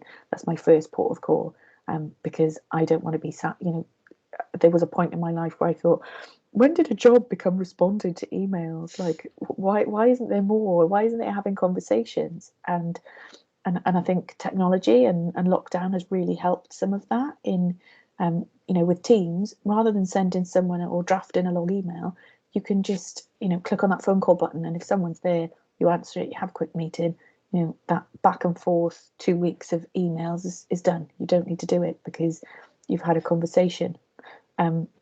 It was something I saw, it was a meme I saw the other day that really made me laugh, and it said how, do you remember the days when people used to like download ringtones, and now we don't need them anymore because people don't call each other. Pick up the phone, pick up a video. I had someone I didn't know video call me on Instagram the other day, and I was like, oh God, but I answered it. We had a really lovely conversation because I'd asked about I was doing some campaigning around maternity rights, and they wanted to talk to me but didn't want to put it in an email because it was just too painful for them, but they were happy to have a face-to-face conversation, and that really helped with that campaign. So yeah, is there anything that anyone wants to share that they would like more of or less of in their lives, and how that can impact what they do with their business idea? I think for me, I think the fact that as like business owners or aspiring business owners, the fact that we can even ask these questions is like amazing. Because that's always what I've tried to build my business around, is like what I want more of and what I want less of. So more for me is more fun and more ease. I want my business to be fun and easy. And for less is less anxiety and less, also less emails for me. One of my best business friends, Jo, has a rule where she will only look at emails when she wants to, basically, and she's like, if it's really urgent, you can contact me here. But she's got an autoresponder in her email that says, I don't check this very often, to be honest, because I really hate emails, so please contact me another way. And again, the fact that we can even do that as business owners is incredible. So yeah, those are those ones for me. That's really, really helpful. Anyone else, anything they want more of or less of? I think for me, more holidays. Yeah. And the job I do, I can, I'm lucky enough to be able to work anywhere, because a lot of the work I do now is on computers. But actually, what I want more less of is computer time, because I want to actually meet people properly again, face to face. Because you just having a cup of coffee with somebody is such a lovely way of like really getting to know somebody. So for me, computer time is less. Yeah, that's amazing. I used to do some coaching, and I noticed there was a couple of places that I always used to organise meetings in, and I was like, yeah, it's because they do the best cake. Cake and coffee is my favourite thing ever. Yeah. Yeah, for me, definitely it's experiences, just more time to get out and experience life. Even the connections with different people. I'm a big people watcher. I love nothing more when I go on holiday, or even if I just go to a coffee shop, to just sit out there in the sunshine when it's sunny. But I love to just sit and waste time, to have time to waste time. Isn't that fantastic? I absolutely love it. And it's just and to experience. Just to experience life and be aware, be in the moment, because we're so rushing around all the time, always going to the next thing, the next thing, the next thing. But the best thing ever is just to be still and just be. Yeah, that's a really important one. I think that we used to have time where we would, between meetings, have time to have a coffee or just have a random serendipitous chat with someone in between meetings, or you bump into somebody, at an event. Whereas now when we're online, it's like, oh, this finishes at 12:30, my next meeting's at 1:00. You don't give yourself a break. Yeah. And it's important to just put those breaks in for yourself as well. Yeah, absolutely. And being present as well. I can guarantee, if I asked everyone now on this call, how many of us have actually done something else in the time, if they picked up their phone or if they looked at an email, and it's about not being present. And it's just so easy to do because there's so much around us now. Everything's so accessible. Just being present is really, really important. And that's kind of pushed on us as a habit, isn't it? Of you watch TV and you tweet about it at the same time, or whereas I'll consciously think, right, if I'm doing something, my phone is going to be in another room because I don't want to be buzzed all the time. I need to have this, focus. Or, if I go for a walk, then I'll try to do it without my phone unless I need it for emergencies. To just think, actually, I need to be in nature. I need to listen to, the birds and what's happening, and nosy on other people's conversations rather than check in what's going on my social media. Yeah. Just to move on, I wanted to just quickly mention, we've talked so much about some of the different things that you need to grow as an individual, but I also want you to think about, the reasons that you want to go into business. Have you asked other business owners? And is there anything that you admire about their experiences? Maybe we've got people here who are just in the early days of ideas, and what do they think that the highs and lows might be? And I don't know if if any of you wanted to share your highs and lows in business. You know, for me, it was particularly, you know, you'd go to some meetings where you pitch something, and yeah, if you're shy, okay, I've got it, and it doesn't go across really well. And then on the other hand, I got a really nice high actually that I want to share with you in a minute, a lovely little story. So if there's any of our entrepreneurs who wanted to share any of their highs and lows, that would be really handy. Oh, this one's like easy. Like came to mind really quickly. I've been doing a lot of like reflecting on my business lately. Highs for me, being able to quit my job 100%. That was like the best feeling. If I could divvy that out to everybody here, I would, because it was fantastic. And I think lows for me were those really like starting off days where I was feeling really like not confident. I hadn't got any clients. I had no idea how I was going to make it work. And that was like a real like low point in that, you know, I didn't have anyone around me at the time and I didn't know what I was doing, and just that real like sense of overwhelm. And I still get those overwhelmed days, don't get me wrong, but they're definitely less acute now. So yeah, those are my highs and lows, I think. I would say my lows were definitely at the time when I was trying to sell to everyone. Before I niched. And it is so easy to fall into that because you're so passionate about what you do and you know that everyone needs what you're offering. So when I started planning weddings, I thought everyone needs a wedding planner. Everyone needs one. And so I was spending so much time trying to convince people that, you know, I just wasn't doing what I really love doing. I was just trying to convince, and people were like, well, no, I can do it myself. And then I realized, you know, once I realized that I had to niche, it was just the best thing ever. It just like totally transformed my business, because I could clearly see who my target audience was, my target customer. They were time poor. They had a family. They were professionals. They just had so much going on. They needed help, rather than the younger brides who were the ones that have probably been planning their weddings since they were just so high and wanted to do everything themselves.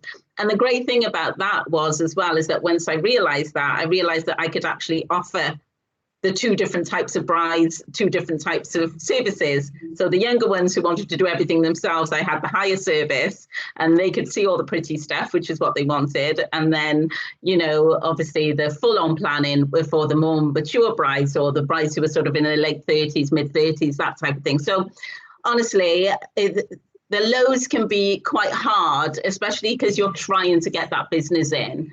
And one of the things that I, you know, say to people who are in business is, if you are trying to get business, you're probably doing it wrong. You need to attract business. It's about attracting people to you. Not if you're right there like, oh my God, you know, really sort of like, oh, I'm just trying to get that business, then you've got to find a way to attract it. So. Yeah, that's really true. It comes across. There's someone who I have followed for a long time, and you know, you can just tell there's been a shift because they've gone to that method of trying, because, you know, the newsletters are now coming in every couple of days, rather than it used to be like, you know, every week or so, or sorry, I've been so busy, I haven't had a chance to send you a newsletter in the last 3 weeks. And now I'm like, oh my goodness, like, why are they coming in daily?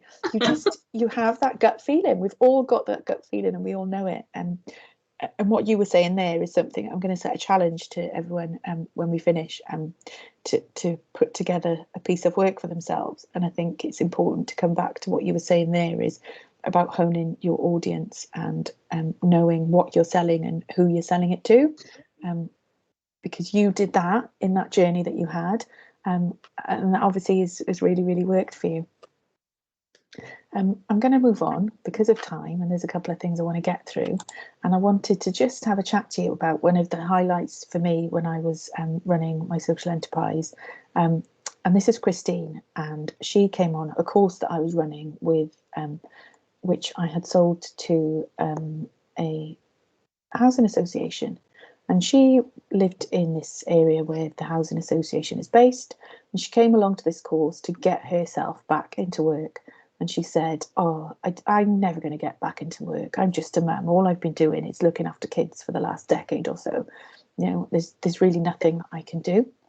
And it actually turned out in just the 6 days that we spent together, there was so much that Christine had done, and she's since been shortlisted for a Women's Spire Award in 2019.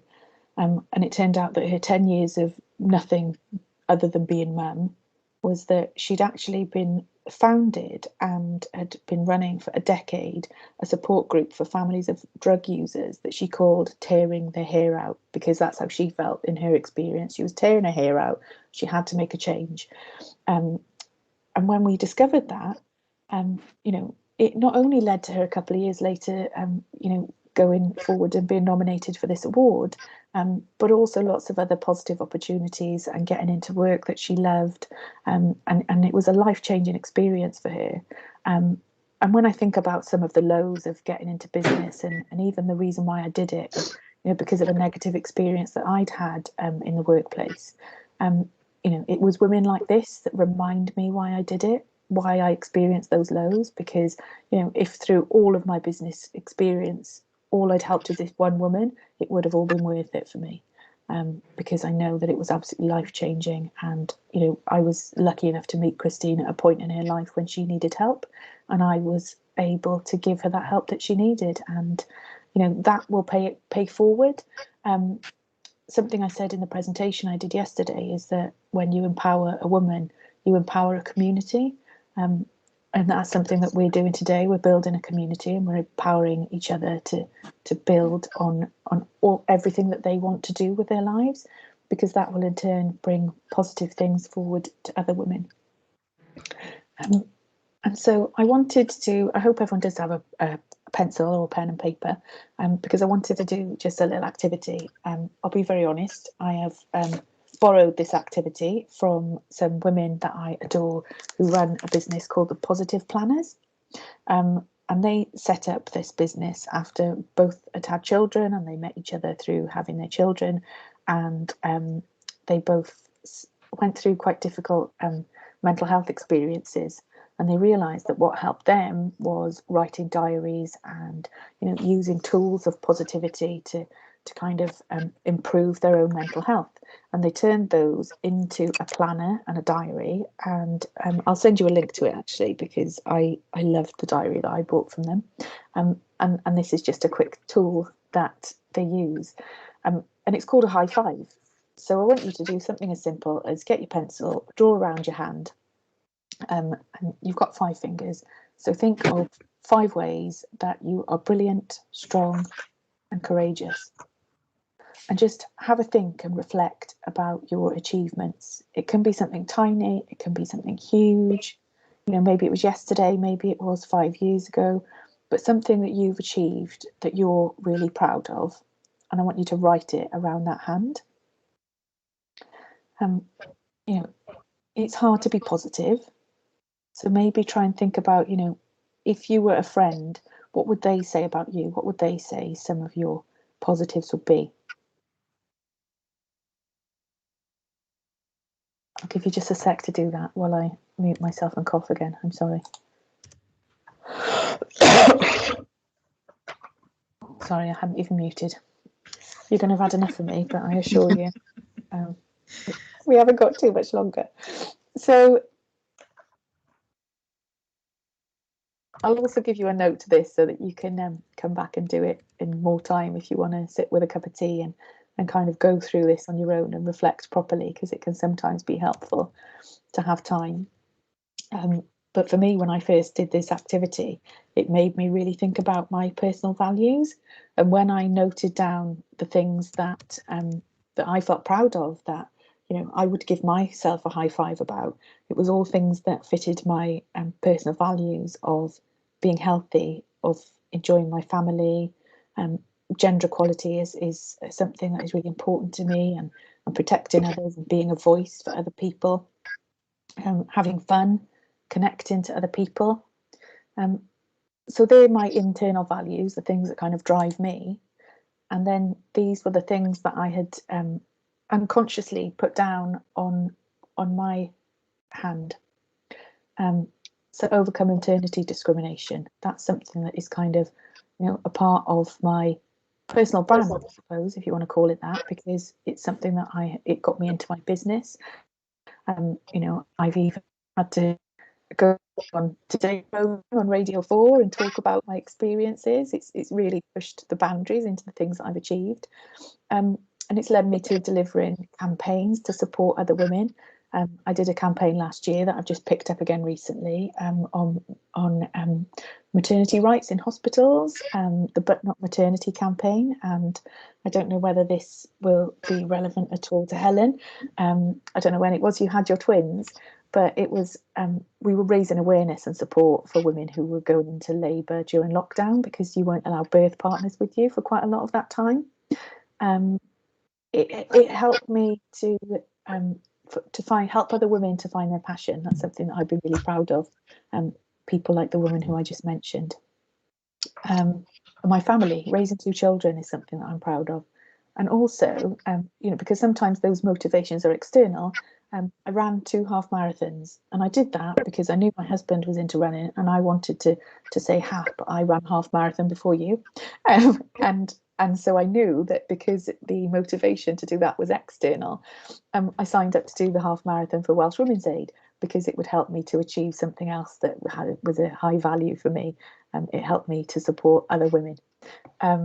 So that's just a couple of mine. So what I wanted to do is just ask any of you if you'd be happy to share anything that you've put on yours.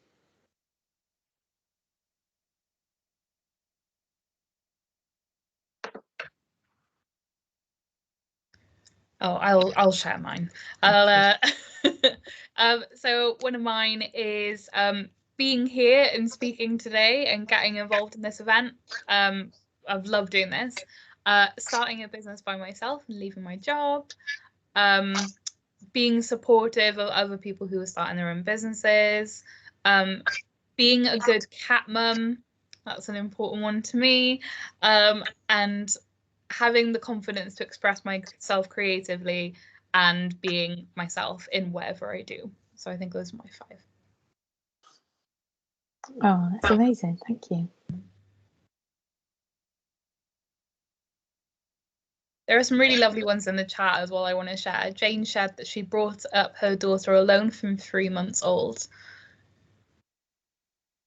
And Catherine's shared one of her strengths being persistence, not taking eyes off the prize, which I really love. Definitely. Yeah, and these are all things that people can use in the motivation and their determination to set up their business. And I know we're coming to quite late in this this event, but it is about getting down to business. The reason we've come to this so late is because, it's quite easy to look up lots of tools online, and we've got the support of Simply Do to kind of help you take that idea forward. But what's really important that you don't often find elsewhere, and which is really lovely that Chwarae Teg give us the space to do this, is that it's those building blocks to get you to that stage. So what we try and do in this workshop is ensure that we can give you those building blocks to say, actually, now I understand my motivations, I understand the pitfalls better, and I understand, a bit more about myself, in order to have the best success when I get down to that business idea. Because that's the bit it does come easier when you know what your idea is. Everyone said to me, like, how on earth did you set up a business when you just had a baby? And I said that I was so motivated to turn a negative experience into a positive that, my daughter was really great in that she napped for 2 solid hours every day. So I knew I had 2 hours where I could just sit and bang out my business plan. And I was focused because I knew I only had that specific time before I was mum again. And it was also a way to give me that creative outlet and utilising my brain at a time when I was, singing nursery rhymes and dealing with naps and things. So it's really just about building those blocks so that you can do what's best for you. And another thing that has come through already is there's lots of trainers. That was mentioned earlier. I think who was it that mentioned that? Oh, it was Helen. Yeah. Yes, yeah. And there's someone, you know, these are all people who I admire in business, and I'm going to talk about each one. But they're all people who do things that there's already millions of. So Helen Flanagan, who is the first person there holding her feather duster. Helen was 18 when she borrowed tenner from her mum because she said she just wanted to work for herself. She wanted to run her own business, so she was going to set up a cleaning company. That's when she was 18. She's now had got £1 million franchise cleaning business, Mrs. Bucket, and you know, she sells that franchise across the UK, I think even further than that. And that was simply from a tenner from her mum, and you know, wanting to just be on her own terms. Peter in the middle with on the bike, he is someone that I got to know because he used to run a little coffee hut that was next to the train station where I would commute. And obviously after lockdown, overnight his business changed. Nobody was going out to work, nobody was getting on a train, and his partner had just had a baby, and so he knew that he had to bring in some money and he had to find a way to change his business. So Peter started doing coffee deliveries, and he said it wasn't just about the coffee, but it's also about the conversation. And he started turning up at the seafront in Penarth, where I'm based, for sunrise. And my daughter said one day, "Mummy, can we go down to sunrise?" And I thought, I can't say no to that. I don't really want to get up at 5:30 in the morning, but how do you say no to a kid who wants to watch a sunrise? It's too cute. So we went down there, and you know, he's really built a community. I don't know whether anyone has seen anything in the press or media about the swim community that has been building in Penarth, and Peter was behind that. He started going down to sunrise with his coffee. Then people started swimming in the sea, and now I think in the summer there was about 200 people every morning that were turning up to have a swim and have coffee and have a conversation. And that was just from him thinking, I need to change my business model. And the third person here is someone called Nuala, who runs a hair salon in Bristol. And I got to know her from Instagram in lockdown, because I used to, before lockdown, straighten my hair every single day, poker straight hair. And I realised that actually inside I had hair like her, because her videos, which were really, really good, she would show these videos, and you know, you could get lost for hours on end of just watching transformations of women with frizzy, unmanageable hair like mine suddenly turning into amazing curls. And we've got loads and loads of hairdressers. You know, there'll be people saying, "Oh, we don't need another hairdresser." There's plenty of them where I am. But Nuala's business is doing astoundingly well. She has clients fly in from Germany, from you know, loads of places overseas. We're just lucky she's in Bristol, and it's because she focuses on curly hair, and her niche is curly hair and supporting curly women. And she's built a massive business through doing that. So these are just people who've done really simple things, but they've honed down in their idea, which is exactly what Paula was saying earlier. So what I want you to do is start to think about your idea. Like I said when we first started this workshop, don't let the language put you off. You know, things like executive summaries, competitor analysis, financial projections, mission statements. These are all things that I heard when I went to business workshops when I first was setting up. And I just thought, I don't know, I'm afraid of, you know, I hate a blank piece of paper. And I just think I had this blank piece of paper that said business plan at the top and these headings. And I just thought, well, I don't know what to put in each one. So really, I did a bit of reading and I did a bit of research, and I came across something which was really helpful. And it's old school. It's nothing like as helpful as what we've got through Simply Do. But there's a task in there that I'm going to send to you, because we won't have time to go through it in detail, and it's something that will take you a bit of time, but it's your homework challenge I'm going to set you. And it was a book by someone called Lynn Franks, called The Seed Handbook. And whilst it's old school, because, for example, it's got a CD-ROM in the back of the book, That's how old school this book is. But what's really great is that it's a feminist way and a feminine way of creating business. So rather than seeing something like this of, here's your piece of paper, here's all the headings, here's all these kind of words you might not have heard before, this business speak, which, maybe works if you're on a business accelerator, or a male who's come up with ideas and this is how they want to run it. But what I found inspirational, I kind of utilised in a way that works for me and works for other women, is looking at this from a feminist perspective. And it's thinking about, the reason we use a flower is because it's about growth and nurture, and some of those things that fit us as individuals. So what I'll do is send you an outline, but if you can't wait for that, then it's as easy as drawing a flower, as simple as this. And in the centre of that flower, I want you to just write down, what's your idea, what's your inspiration, what is the thing that you want to do. When I did this last year, I did it for myself because it was something that I could do. Like most of you, if you're in business or you want to be an entrepreneur, or you've got that entrepreneurial spirit, you're always coming up with ideas. And one of these ideas that I had was to inspire young people and to come up with Welsh female role models. And so I wrote that in the middle of my flower. Don't know whether you can see that. And then what I've done is use the Simply Do platform to kind of take that idea forward once I've got it in this simple realm. So what I'll do is send you a kind of a printout or a bit of a guide in how to do this in your own time. But it's as simple as, in the centre of that flower, write down your idea.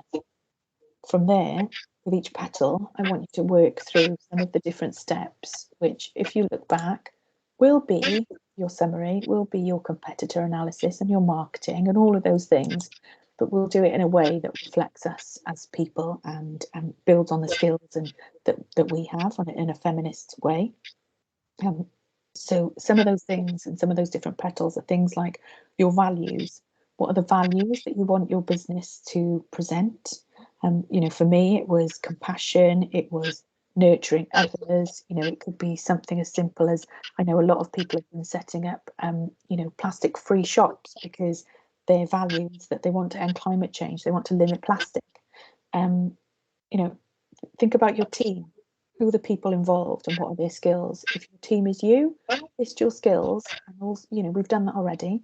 So you can add that in. And also list the skills that maybe you want to improve, exactly like Caitlin was saying. There are things that you think, I want to get better at this. Or maybe it's something that is too much of a challenge for you in the time that you want to get your business on the move. So do you have to buy it in? For me, for example, it was a website. At the time, I wanted a website because it was an interactive tool that was part of the work that I was doing. I got the basics done, but to do this interactive part, I brought someone in and, I paid him £500 for one day where he built that part of the website, so I had it made. But at the same time, he taught me how to then improve it and upgrade it myself. So that was a really good investment because it got me past that first hurdle, but then it also taught me the skill. Marketing, that's something that has been brought up earlier from Paula. Think about who you're selling to and what it is you're selling, and define those different audiences. Another point is your strategy. Are you going to advertise locally? Are you going to do things like Peter, where he's really honed it had to be something hyper local with a real reason? Maybe it's like Nuala, if your focus is on social media marketing because those videos drew me in, and that we've all got those things that we know would work for something that we are delivering. And timelines. It's important to start to think about, what do I want to have achieved for my business or to get my business off the ground within the first couple of months. Caitlin, it'd be lovely if you could share a little of what it was like for you in setting up, because it's something that's so recent. If you would be happy to share that. Yeah, of course. Well, I've never written a business plan, just just to make that perfectly clear. But I really related to what you were saying about having all those really complicated terms come through, and terms that come from like traditionally like very male ways of like, you know, presenting businesses and things like that. But I mean, the way I started personally was I did have advice from a mentor, because you know how it is when you Google something and a million things turn up and you're like, I don't know what I'm going to do first, and just that real like sense of overwhelm. And she really encouraged me to kind of just start as small as possible. And it's like, what is, you know, what's one thing you can do today to like try and push things forward? And in the beginning, it would be, I didn't have a website first off. I only had Instagram, because the customers I wanted to draw in. Yeah, Helen, Google will not be your friend. Yeah, true. I really got clear on, rather than being like, oh, who, like my ideal customer, like I thought about the kind of people I would want to work with and the kind of people that really I would vibe with. And I kind of got to my Instagram from there and started telling people about what I did. And the website came like a little bit later. I definitely didn't have that first off, but I think it was small steps and breaking everything down into manageable things and not getting overwhelmed by what everyone else was doing. I think that was like a crucial part of it, because it was very easy for me to start connecting with other virtual assistants and being like, oh my God, they've already got like a full client roster. They're already making 6 figures a month. And I think that's a rant I'll go on in another time. But yeah, staying in your own lane and taking things slowly and celebrating every single thing that you've done as well. But definitely being in touch with other people who are on the same path as you, or people that have even done it, and getting like tips from them. But yeah, keep it as simple as possible. That's what I did, and that works really well for me. That's amazing. Thank you so much. I think from there, I know that we're slightly running over, but this is just too useful to let go. Paula and Helen, if both of you would like to share a tip from your experience to help others. Yeah, when I started, I tested my concept. So I was working in a full-time job with all the trappings that went with it, bonuses, shares, whatever. But to be honest, I came to that point where I realized I had to, that wasn't enough for me. It was stifling me. So I did the whole thing. I think Caitlin mentioned that you started to phase into part-time work, and then you sort of like went, and so I put a plan in place, and I knew that I wanted to leave within so many months, and then I phased my time out. But what I actually did is I tested my concept as well. So yes, I wanted to do events, but I didn't know whether it was going to be something that, yeah, was really me. Because I have spoken to people who, you know, since I've been running my business, who said, oh, events are great. And they see all the razzmatazz and weddings and all of that. And then when they've got into it, they've realized they've absolutely hated it. Because sometimes, you know, I remember talking to somebody who said somebody who was just so organized. She left all her ducks in a row. She knew what she wanted. It was just all going to be. And then she did this event, and there was just all these things that was going wrong, and it was like spinning plates, and she absolutely hated it, and she just walked away. And so I tested my concept, and I put on a charity event, and I managed to sell the event out. It's amazing once you start putting your feelers out there, the connections that you already have around you. So don't be scared to start putting your feelers out, because you will find that there are certain people around you that can help you pull together what you're looking to pull together. And, you know, I found the venue, the caterers, all the things, the entertainers, everything. It was just like links to people I knew. And I sold the event out. But the main thing that stays in my head is the fact that on that and the end of the night, and everybody was milling around, they were having a great time, and people were coming up to me and saying, this is a fabulous night. We need more events like this. And I can remember standing there and thinking, this is where I'm supposed to be. After all of the craziness that happened and bringing it all together, and I'll always remember that moment. There's a couple of times that happened, and other people would look at it and think, oh my God, you're mad. But I can remember standing in that space and thinking, I absolutely love this. And so, you know, you have to be passionate about it. You test it out and see if you love it, if you absolutely love it. And then that's what's going to keep you going. Wow. Yeah, love that. And it's really similar, actually. One of my things I always say is always come back to your why. So why are you doing what you're doing? Why are you doing it? Do you love it? And if you know, building a business, like I said at the beginning, it's a massive opportunity to like showcase how amazing you are. But there are going to be some challenges along the way. It is going to be a bit of a roller coaster. And the one thing I would also say is, so build these relationships with people as well, because you might not need them right now, but you might need them in the future. So just a really quick example, when I was starting out with Tiger, we did need a lot of money at the startup, you know, for the funding to get the stock to grow the business. And we got, like I said, we got declined from a number of banks. Randomly, we then set up a meeting with HSBC. And the guy that was sat there in front of me, I'd actually dealt with him in my previous life when I owned property. I'd actually let one of my properties to him. And it was like, oh my goodness, you know, how are you? And he remembers how amazing the service I'd given him like 7 years prior. And he was a bank manager and he was a massive advocate for the business. And he ended up being able to get us the funding that we needed. So it was just the relationship that we had 7 years ago, you know, really turned into, well, we absolutely needed the money. So yeah, so just continue to build relationships with people is really important. Come back to your why, and absolutely just start. And I know I've said that a couple of times in the chat, but perfection doesn't exist as well. So if you always try and get perfection, you'll never start. So I did need a business plan for when I owned Tiger. For my business now, I absolutely haven't got a business plan. Yeah. But I love this little flower. It's so simple.